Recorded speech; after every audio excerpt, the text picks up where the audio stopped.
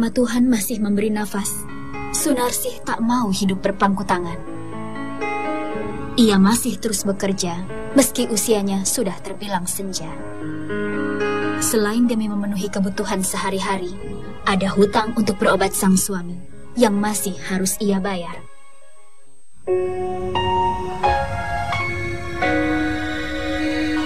Setiap hari, ketika pagi mulai menyapa, Sunarsih bergegas menyambut asa. Menjemput rejeki di tempat pengasapan ikan milik seorang tetangga yang tak jauh dari tempat tinggalnya.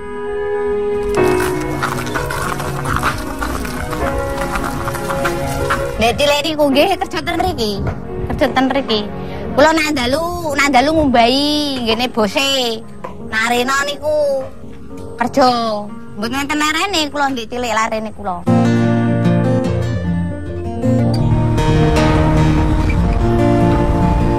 Tak ada waktu yang terbuang percuma. Begitu ia tiba, pekerjaan telah menantinya. Terlebih dahulu, Sunarsih harus membersihkan arang tempurung kelapa, sisa pembakaran kemarin. Arang-arang ini nantinya akan dijual kembali sebagai bahan baku pembuatan briket. Batok kelapa dipilih sebagai bahan pembakaran karena asap tempurung kelapa dapat memberikan cita rasa sedap pada ikan. Di samping itu, tempurung kelapa juga dikenal sebagai bahan pembakaran yang baik karena mampu menghasilkan energi panas lebih tinggi dibandingkan kayu.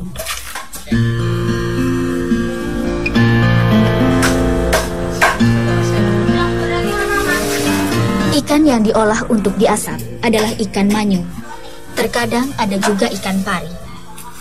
Namun, karena ketersediaan bahan bakunya sangat terbatas, tempat pengasapan ini tak setiap hari mengolah ikan pari.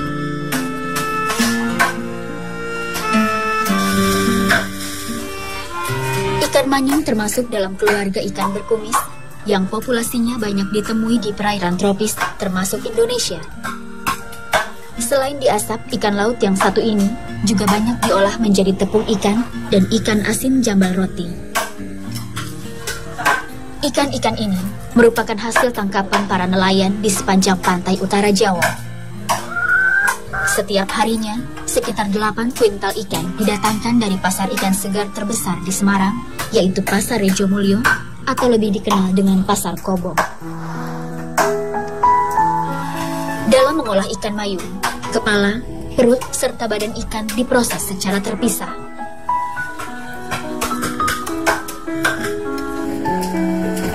Setelah kepala dipisahkan dari badan ikan, organ-organ bagian dalam perut ikan dikeluarkan.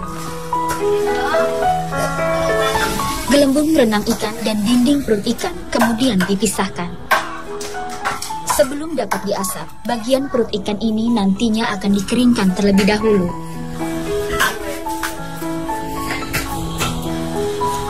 Gelembung renang ikan masih dapat dimanfaatkan. Biasanya dibelah menjadi 2, dikeringkan, lalu diolah menjadi kerupuk yang di masyarakat sekitar disebut cekatak. Setelah dibersihkan, bagian badan ikan kemudian dipotong tipis-tipis dengan ketebalan sekitar 1,5 cm. Hal ini dilakukan agar saat diasap, ikan dapat matang secara merata.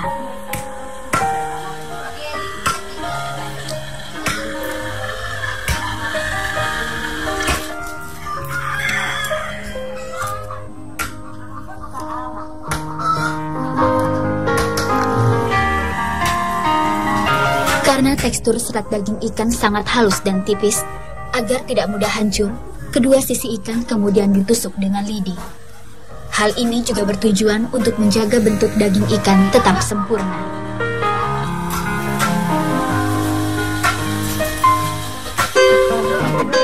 Sementara untuk mengasap kepala ikan manyung, dibutuhkan perlakuan khusus.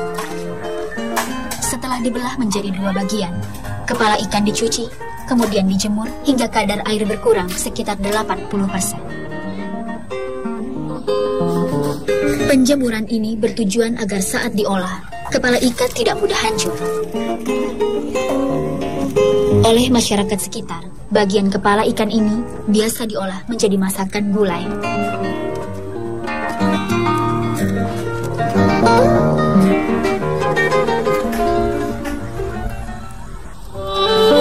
Lingkungan sekitar mengenal Sunarsih dengan panggilan Maksih.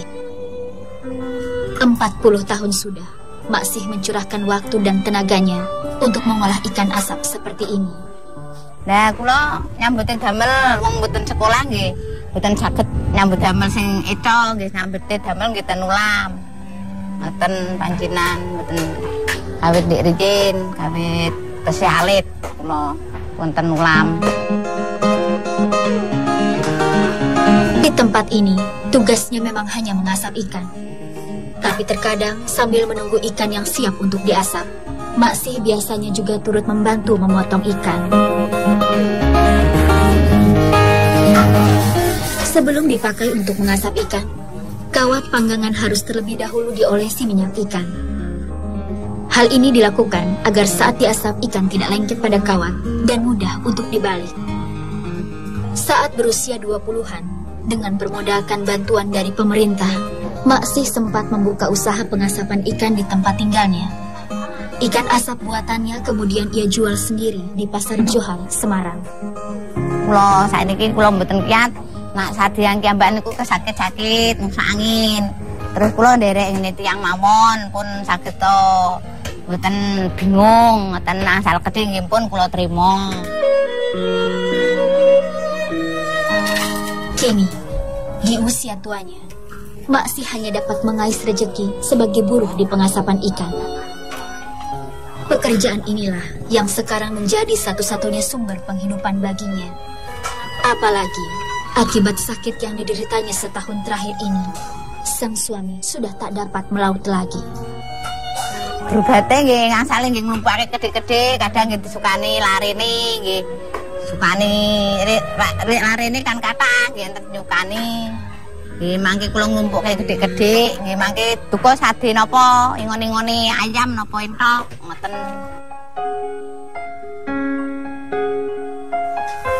Meski begitu, wanita 60 tahun ini tak ingin hanya hidup dalam keluhan. Setiap detik waktu yang berlalu, ia coba jalani dengan penuh keikhlasan. Maksih bekerja setiap hari selama 12 jam penuh, sejak pukul 8 pagi hingga 8 malam. Hampir tak ada waktu libur untuknya beristirahat.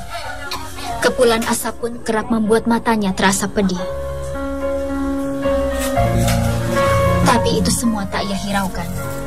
Baginya, waktu adalah uang, karena sang suami membutuhkan biaya berobat yang tidak sedikit. Susah niku nak kenging beluk niku nggih ngomong. Nggih sosok niki gegere nggih sakit. Nggih kesel to, ten geni nggih panas keringet.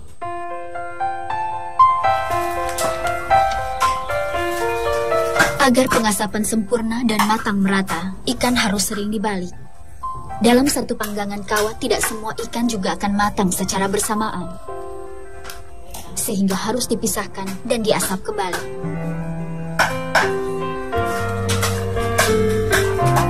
Untuk mengasap bagian badan ikan seperti ini membutuhkan waktu sekitar 15 hingga 20 menit.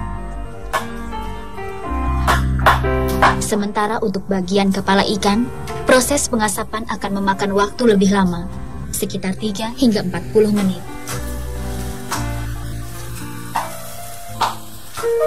Setelah matang, daging ikan kemudian dikemas dalam keranjang bambu berdiameter 30 cm. Dalam satu kemasan ini berisi 200 potong ikan dengan bobot mencapai 9 hingga 10 kg. Per kilogramnya, ikan manyung asap ini dibanderol dengan harga Rp50.000.